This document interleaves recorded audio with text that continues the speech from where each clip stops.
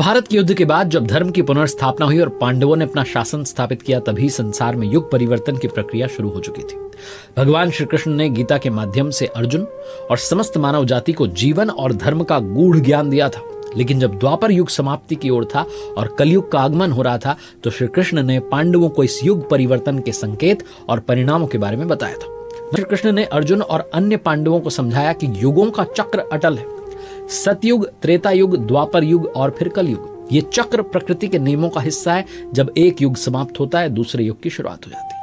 श्री कृष्ण ने कहा कि द्वापर युग के अंत के साथ संसार में धर्म कमजोर हो जाएगा, अधर्म बढ़ने लगेगा, कलयुग का प्रभाव धीरे धीरे दिखने लगेगा। कलयुग में मनुष्य स्वार्थी, अधार्मिक और क्रूर हो जाएंगे। सत्य, अहिंसा और धर्म की कमी के कारण समाज में अराजकता का माहौल होगा। भागवत पुराण के अनुसार जब भगवान श्री कृष्ण ने अपना मानव रूप त्यागा और वैकुंठ धाम को गमन किया, तब 3102 ईसा पूर्व में कलयुग की शुरुआत हुई। यह समय युग परिवर्तन का था और पृथ्वी ने कलयुग के पहले संकेत देखना शुरू कर दिए थे। भगवान के देह त्यागने से पहले ही कई घटनाएं ऐसी घटी जिनसे स्पष्ट हो गया कि द्वापर युग समाप्त हो रहा है, कलयुग का आगमन हो रहा है।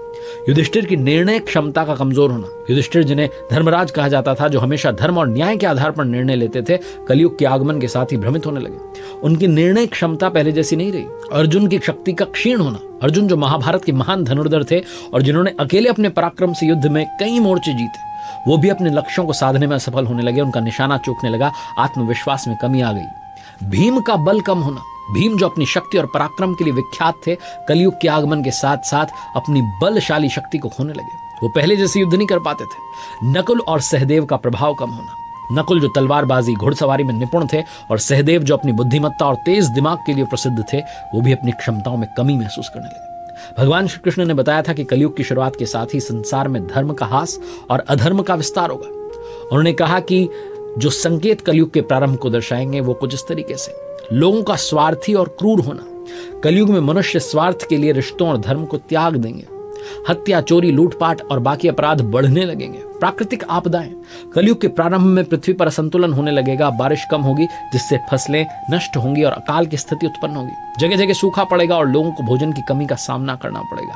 स्त्रियों और बुजुर्गों का अपमान। कलयुग में महिलाओं, बुजुर्गों और विद्वानों का सम्मान समाप्त हो जाएगा। लोग अपने से बड़ों का आदर नहीं करेंगे और समाज में नैतिक मूल्यों का पतन होगा। धर्म का ह्रास और अधर्म का विस्तार। धर्म, सत्य और अहिंसा का महत्व घटने लगेगा। समाज में झूठ, कपट और पाखंड का बोलबाला होगा। लोगों का ध्यान केवल सांसारिक सुखों और धन पर रहेगा।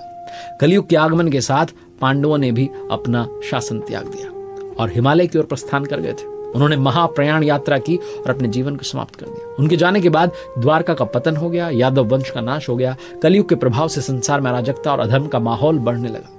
लेकिन भगवान श्री कृष्ण ने भविष्यवाणी की थी कि कलयुग के अंत में जब अधर्म अपनी चरम सीमा पर होगा, तब भगवान विष्णु कल की अवतार के रूप में प्रकट होंगे और धर्म की पुनर्स्थापना करेंगे। भगवान श्री कृष्ण द्वारा बताया गया कलयुग का प्रारंभ एक युग परिवर्तन का हिस्सा है, जिसमें धर्म और अधर्म के चक्र को समझने का संदेश छुपा है। ये कथा में सिखाती है कि चाहे कोई सा भी युग हो, यदि आप धर्म, सत्य और भक्ति के मार्ग पर चलेंगे तो किसी भी परिस्थिति में सुरक्षित रहेंगे। कलयुग में हमें भगवान श्री कृष्ण ने जो गीता में दिए उपदेश, उन्हें अपनाकर अपने जीवन को सुधारने और धर्म के मार्ग पर चलने का प्रयास करना चाहिए। यही कलयुग में जीवन का सार है।